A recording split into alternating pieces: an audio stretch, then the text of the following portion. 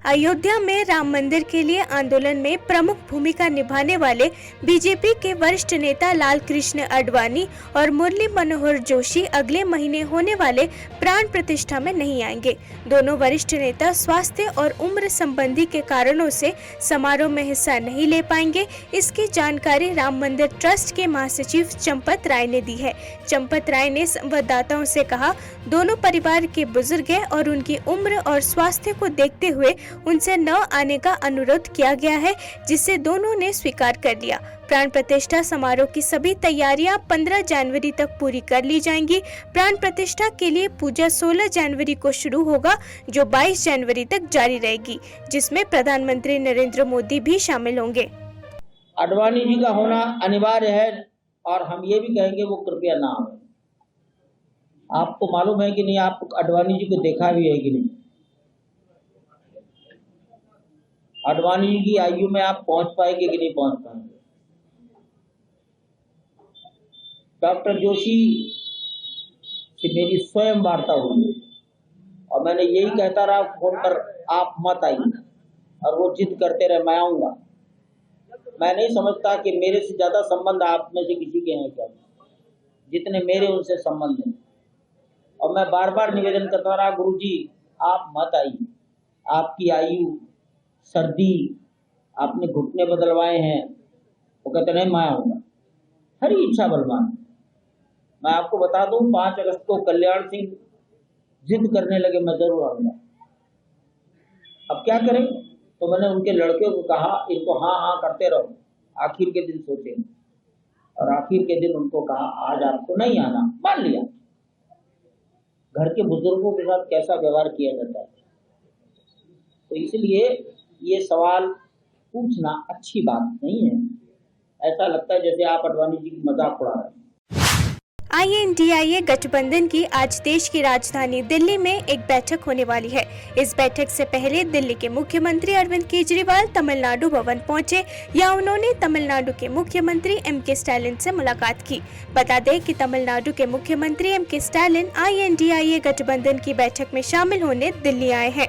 आम आदमी पार्टी के संयोजक और दिल्ली CM अरविंद केजरीवाल मंगलवार सुबह तमिलनाडु भवन पहुंचे। यहां तमिलनाडु के CM MK स्टालिन से मुलाकात की और फूलों का गुलदस्ता भेंट दिया। इस दौरान CM केजरीवाल के साथ राघव चड्ढा भी मौजूद रहे। समाचार एजेंसी ANI के मुताबिक तमिलनाडु के मुख्यमंत्री MK स्टालिन ने CM केजरीवाल को अपनी बुक भी भेंट की। इस मुलाकात के बाद वहां से निकलते समय केजरीवाल ने कोई टिप्पणी नहीं की। आपको बता दें कि इससे पहले CM केजरीवाल ने सोमवार को ममता बनर्जी और उद्धव ठाकरे से भी मुलाकात की थी।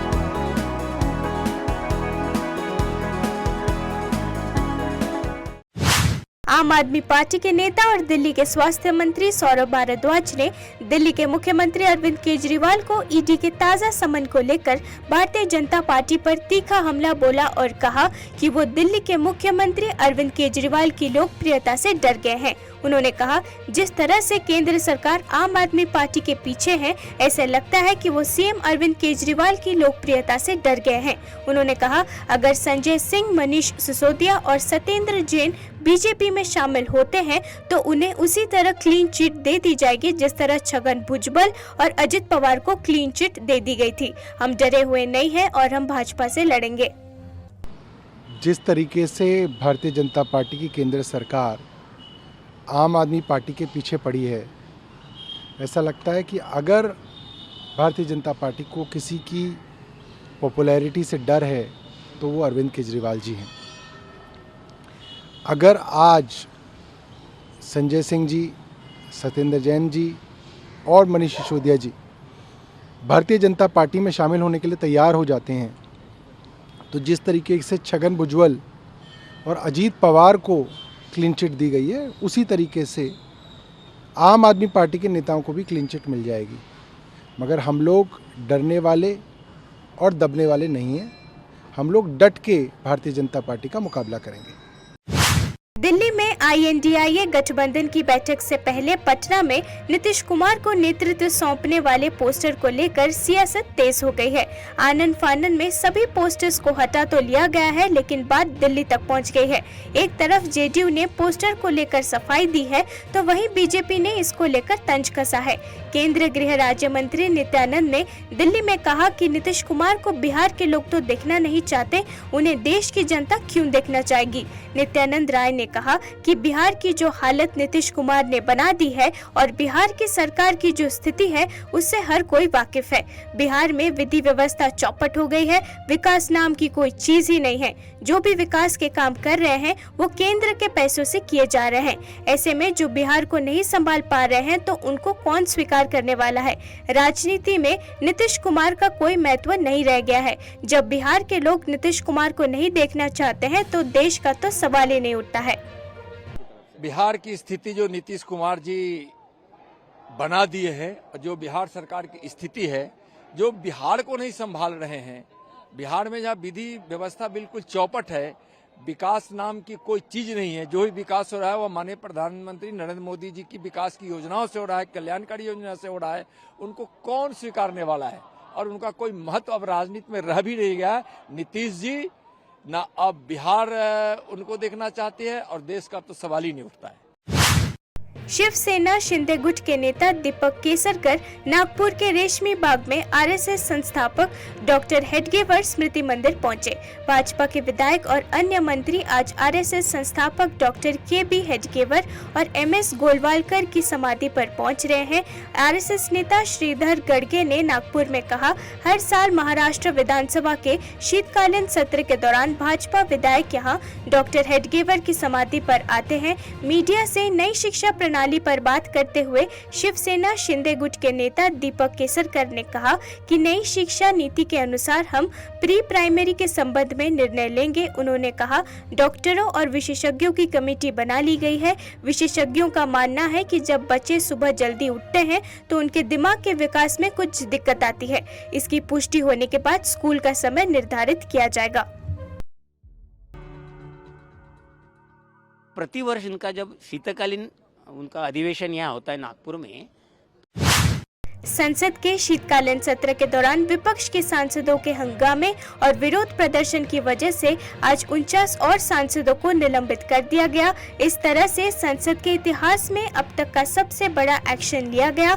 निलंबित हुए सांसदों की संख्या 141 हो गई है। इसके साथ ही लोकसभा की कार्यवाही को दोपहर 2 बजे तक के लिए स्थगित कर दिया गया। निलंबित किए गए सांसदों को पूरे शीतकालीन सत्र की कार्यवाही में हिस्सा लेने से वंचित कर दिया गया है। लोकसभा में सुप्रिया सुले, मनीष तिवारी, शशि थरूर, मोहम्मद फैजल, कार्ति चिदम्बरम, सुदीप बंडोपाध्याय, डिम्पल यादव और दानिश अली सहित कई विपक्षी सांसदों को संसद के शेष शीतकालीन सत्र के लिए निलंबित कर दिया गया है। केंद्रीय मंत्री प्रहलाद जोशी ने कहा, सदन के अंदर तख्तियां नहीं लाने का निर्णय लिया गया है। हाल के चुनाव हारने के बाद हताशा के कारण वो ऐसे कदम उठा रहे हैं। यही कारण है कि हम एक प्रस्ताव सांसदों को निलंबित करने को ला रहे हैं। राजस्थान की 16वीं विधानसभा के पहले सत्र की शुरुआत 20 दिसंबर को होगी। 2 दिनों तक चलने वाले सत्र का आखिरी दिन 21 दिसंबर को होगा। इस दौरान राजस्थान विधानसभा चुनाव में जीत दर्ज कर विधानसभा पहुंचने वाले विधायकों को शपथ ग्रहण कराई जाएगी।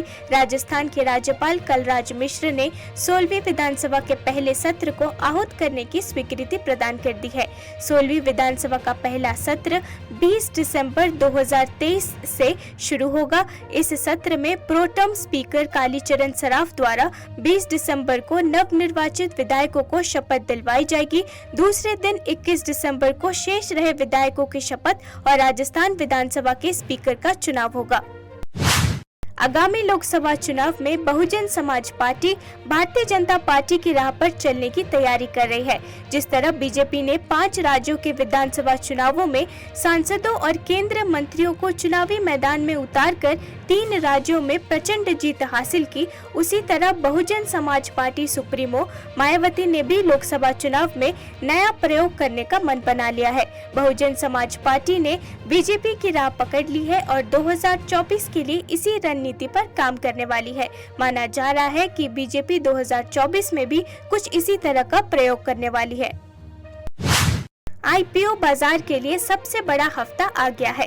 दिसंबर में हर हफ्ते एक से बढ़कर एक शानदार आईपीओ आए हैं। इन्होंने मार्केट में हलचल पैदा की है और निवेशकों की जेब भर कर गए। अब तक इस महीने आए सभी छोटे बड़े आईपीओ को सफलता मिली है। उम्मीद जताई जा रही है कि आगे आने वाले आईपीओ भी लोगों को तगड़ा मुनाफा देकर जाएगी। इस हफ्ते 4,600 करोड़ रुपए के 12 आईपीओ लॉन्च होंगे, साथ ही 8 की लिस्टिंग होगी। पिछले हफ्ते 4,000 करोड़ रुपए के आईपीओ आए थे, इसलिए पैसा इकट्ठा रखिए और तैयार हो जाइए निवेश के लिए। रिटेल निवेशकों के लिए इससे बेहतर मौका शायद नहीं आने वाला है। संसद के दोनों सदनों लोकसभा और राज्यसभा से सांसदों के निलंबन के बाद भाजपा के संसदीय दल की बैठक हुई।